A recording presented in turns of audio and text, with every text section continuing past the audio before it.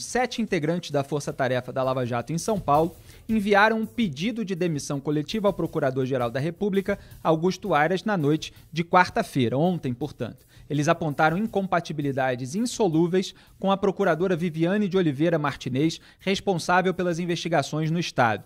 Aras declarou que a PGR não tem relação com a saída dos membros da operação e garantiu que se trata de uma questão interna do MP.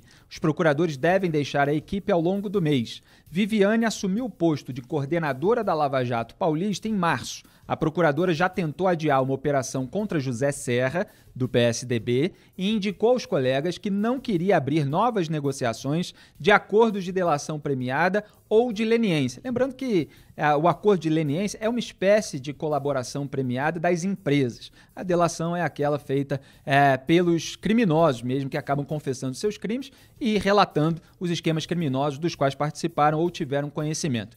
No ofício enviado ontem ao Ministério Público Federal, os procuradores afirmam que Viviane queria que novos acordos só fossem fechados quando os crimes já delatados fossem solucionados. 2 meses depois de assumir, ela enviou a Aras um relatório levantando suspeitas de que não haveria livre distribuição de processos na Lava Jato, sugerindo que eles eram direcionados arbitrariamente a procuradores. Diante da alegação, Aras atacou a Lava Jato Paulista publicamente durante uma live para a TV PT.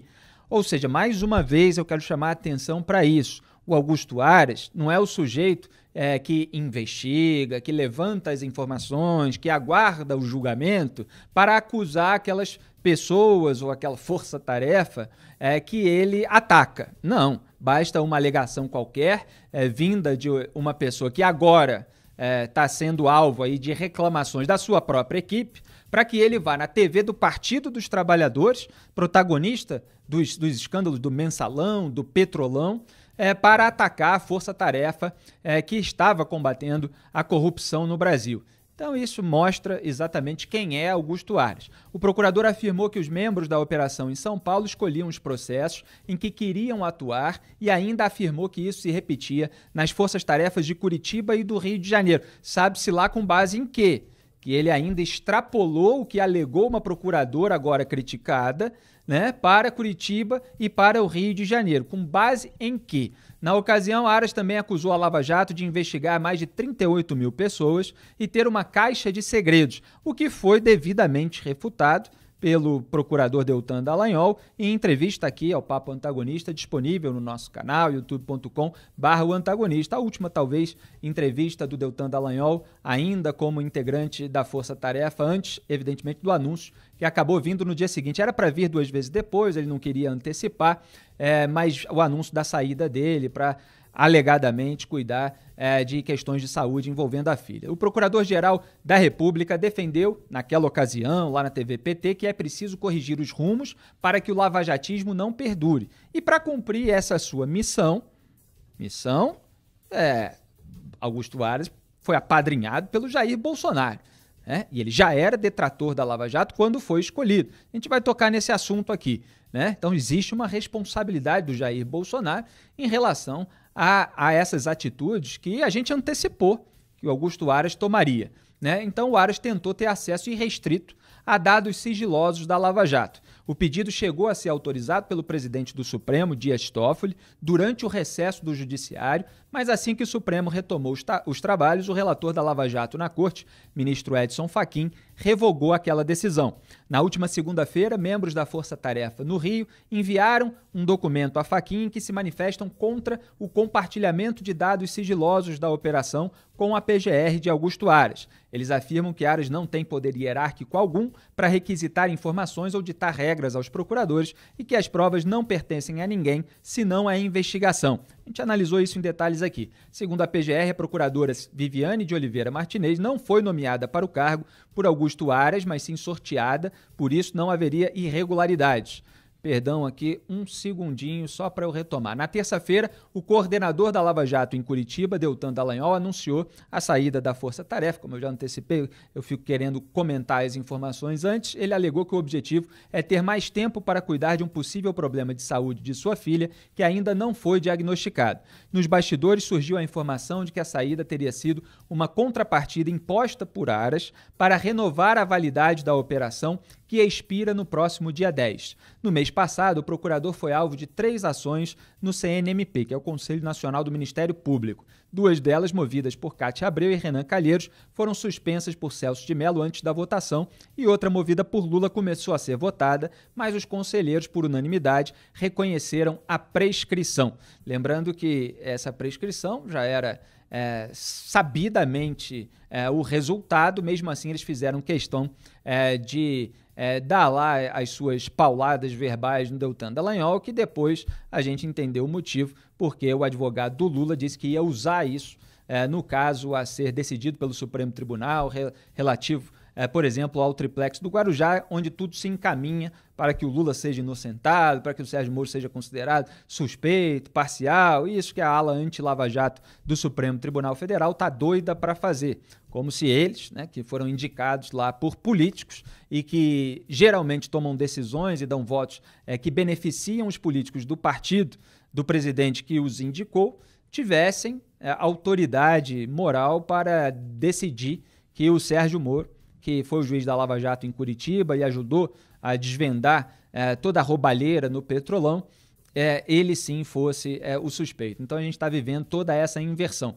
E eu só quero chamar a atenção a respeito desse assunto, porque vocês vejam como a narrativa bolsonarista, a narrativa da claque, que encontra eco aí nos passadores de pano a soldo federal, de que os tucanos só foram atingidos por causa da saída, né? Não é só que foi depois, é por causa da saída do Sérgio Moro do Ministério da Justiça e Segurança Pública, como se o Moro estivesse atuando nos bastidores para que a Lava Jato não atingisse os tucanos, porque o Moro seria parceiro dos tucanos, afinal teve uma foto com Aécio Neves, que foi tirada num evento de uma revista, onde os dois acabaram conversando rapidamente. Lembrando que o Jair Bolsonaro, o Carlos Bolsonaro, o próprio Flávio Bolsonaro fizeram campanha para o Aécio Neves no segundo turno de 2014. Não é um problema votar contra o PT naquele momento, não é nem um problema moral, vamos dizer assim, a pessoa, o político, naquela ocasião, decidir fazer campanha. O problema é ficar acusando os outros de uma associação que eles próprios tiveram e com base em situações muito menores do que o vínculo que eles tiveram. Jair Bolsonaro chegou a dizer que queria ser vice do Aécio Neves e que ele representava a direita no país naquele momento. O PSDB, que nunca foi um partido de direita, embora os petistas, pelo fato do PSDB, em matéria econômica, estar um pouquinho à direita do PT, eles tentassem sempre demonizar os tucanos como o suprassumo da direita brasileira e até relacioná-los à ditadura militar, o que acontecia antes do bolsonarismo, que é mais ligado ali às raízes militares e que conta com tantos militares no governo, ganhar o protagonismo aí no debate político. Então, eles faziam essa alegação, eu já desmontei isso aqui várias vezes, no Antagonista também, em textos, lembrando que a denúncia contra José Serra e contra Geraldo Alckmin foram baseadas nas delações, nas investigações decorrentes das delações, né? Essa é a maneira correta de dizer, porque a delação não basta para que haja a operação. Então, houve a delação dos executivos da Odebrecht graças ao trabalho da Força Tarefa da Lava Jato em Curitiba, das prisões preventivas, por exemplo, decretadas contra o Marcelo Odebrecht pelo então juiz Sérgio Moro. Então tem lá nas denúncias dos dois tucanos todos os relatos dos executivos da Odebrecht, inclusive mostrando o codinome dos tucanos na planilha de propina, no departamento de propina, né, da Odebrecht, aquele setor de... Como é que era? Atividades estruturadas, algo assim que me foge agora o nome exato, né? Mas era o vulgo departamento de propina da empreiteira. Então vocês vejam que havia aí uma procuradora, essa Viviane, que ela sim estava querendo retardar o caso contra os tucanos. E ainda revelando, né, como o Antagonista noticiou, inclusive, agora há pouco, uma certa indiferença, uma certa displicência, uma falta de compromisso com as atividades da Força Tarefa, de acordo com esses relatos dos procuradores que pediram a demissão coletiva.